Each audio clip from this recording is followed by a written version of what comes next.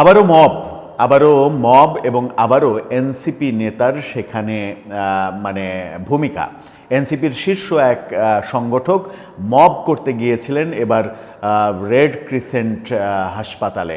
Red ক্রিসেন্টে Bangladesh red crescent হাসপাতালে এই mob করতে গিয়ে যেটা হয়েছে সেটা হচ্ছে যে তিনি দল থেকে বহিষ্কার হয়েছেন। এনসিপির অতঃপর টনক নড়েছে যে এই ধরনের মবের ঘটনাকে যদি তারা লাই দেয়, আশকারা দেয়, তাহলে দল হিসেবে তাদের গ্রহণযোগ্যতা তলানিতে নেমে পড়ছে। শুধু দল থেকে বহিষ্কার নয়, এই ভদ্রলোক চাকরি হারিয়েছেন এবং উল্টা হুমকি দিয়েছেন যে জুলাইয়ের গাদ্দারদের মুখোশ উন্মোচন করে দেবেন তিনি। অর্থাৎ জুলাই যোদ্ধা নামে এই জুলাই যোদ্ধাদের মধ্যে গাদ্দার রয়েছে অনেক, গাদ্দারদের মুখোশ উন্মোচন করে দেবেন। সেটা কি তিনি এনসিপির শীর্ষ নেতৃত্বের দিকে আঙুল তুললেন? সেটা একটু বোঝার চেষ্টা করব এই ভিডিওতে। থাকবেন পলিটিক্স টিভির নিয়মিত আয়োজনে।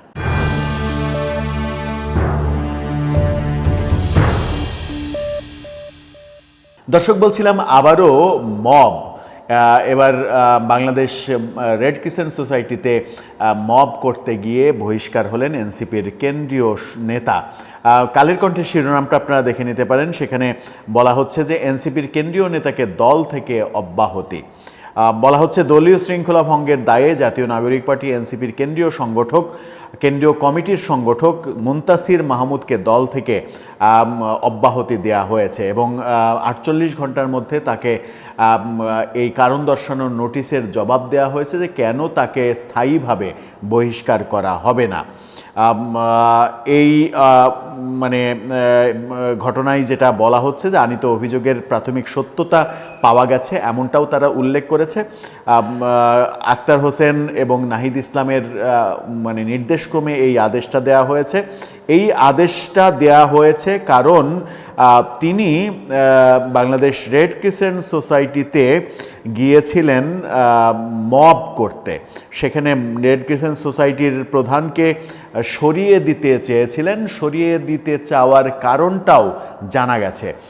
কালের কণ্ঠের আরেকটি খবরে নিশ্চিত করা হচ্ছে সেটা দেখে নিতে পারেন। সেখানে বলা হচ্ছে যে এবার চাকরি হারালেন এনসিপির সেই কেন্দ্রীয় নেতা। অর্থাৎ বাংলাদেশ রেড ক্রিসেন্ট সোসাইটিতে তিনি আবার চাকরিও করতেন, সেই চাকরিটাও তার গতকালকেই চলে গেছে। রাতে এই চাকরি চলে যাওয়ার আদেশ জারি করা হয়েছে। কি বলা হচ্ছে সেখানে? এনসিপির কেন্দ্রীয় সংগঠক মুনতাসির মাহমুদকে বাংলাদেশ রেড ক্রিসেন্ট সোসাইটির উপপরিচালক পদ থেকে অব্যাহতি দেওয়া হয়েছে। উপপরিচালক পদের চাকরি বাগিয়ে নিয়েছিলেন তিনি এবং মানে চাকরিটা এখনও অস্থায়ী পর্যায়ে ছিল। অস্থায়ী পর্যায় থেকেই তাকে বহিষ্কার করে দেওয়া হলো। এনসিপির মানে জুলাই আন্দোলন করে এই চাকরিটা তিনি বাগিয়ে নিয়েছিলেন। বাগিয়ে নেওয়া চাকরি এবার খোয়ালেন। রোববার সংস্থাটির সেক্রেটারি জেনারেল ডক্টর কবির এম আশরাফ আলম স্বাক্ষরিত এক নোটিশে এই তথ্য জানিয়ে দেওয়া হয়েছে। নোটিশে বলা হয়, মুনতাসির মাহমুদের নিয়োগপত্রের ধারা 7 এবং 8-এর প্রেক্ষিতে বাংলাদেশ রেড ক্রিসেন্ট সোসাইটি সিদ্ধান্ত নিয়েছে যে তার চুক্তিভিত্তিক চাকরি বাতিল করা হলো, যা আজকে থেকেই কার্যকর, অর্থাৎ গতকালকে থেকেই কার্যকর হয়েছে। রেড ক্রিসেন্ট সোসাইটির একজন কর্মকর্তা জানিয়েছেন, বেশ কয়েকদিন ধরে মুনতাসির মাহমুদ মব করার চেষ্টা করছেন, কারণ তিনি চান তার চাহিদা ও পছন্দ অনুযায়ী লোকজন রেড ক্রিসেন্টে নিয়োগ পাক। সামগ্রিক দিক বিবেচনা করেই তাকে অব্যাহতি দেওয়া হয়েছে। সর্বশেষ গতকালকেও তিনি মব করতে গিয়েছিলেন। রেড ক্রিসেন্টের প্রধানকে সরিয়ে দিতে হবে, তাকে সরানোর জন্য মব করেছিলেন। অনেক লোকজন নিয়ে রেড ক্রিসেন্টে ঢুকেছিলেন, মব করে সেখানে একটা উল্টাপাল্টা পরিবেশ তৈরি করেছিলেন এবং যে কারণে সেটা করেছিলেন সেটা রেড ক্রিসেন্টের একজন কর্মকর্তা জানাচ্ছেন যে তার মূলত মানে চাওয়াটা ছিল যে তার ইচ্ছা মতো এই রেড ক্রিসেন্টে সমস্ত নিয়োগ হবে, অর্থাৎ নিয়োগ বাণিজ্যটা যেন তিনি করতে পারেন, সেটা করতে পারছিলেন না বলে রেড ক্রিসেন্টের মানে প্রধানকে সরিয়ে দেওয়ার জন্য মব করেছিলেন। এই যে সরিয়ে দেয়া হলো তাকে, মানে মপ করার জন্য সরিয়ে দেয়া হলো, এই সরিয়ে দেওয়ার পর এই ভদ্রলোক আবার ফেসবুকে স্ট্যাটাস দিয়ে জুলাই গাদ্দারদের মুখোশ উন্মোচন করার ঘোষণা দিয়েছেন। সেখানে তিনি বলছেন জুলাই গাদ্দারদের সব বেইমানির রেকর্ড জনসম্মুখে ফাঁস করে দেয়া হবে। এক ফেসবুক পোস্টে তিনি এই মন্তব্য করেছেন। সেখানে তিনি লিখেছেন, আমার কাছে সব তথ্য প্রমাণ আছে, জুলাইয়ের গাদ্দারদের সব বেইমানির রেকর্ড জনসম্মুখে প্রকাশ করা হবে, আল্লাহ ভরসা।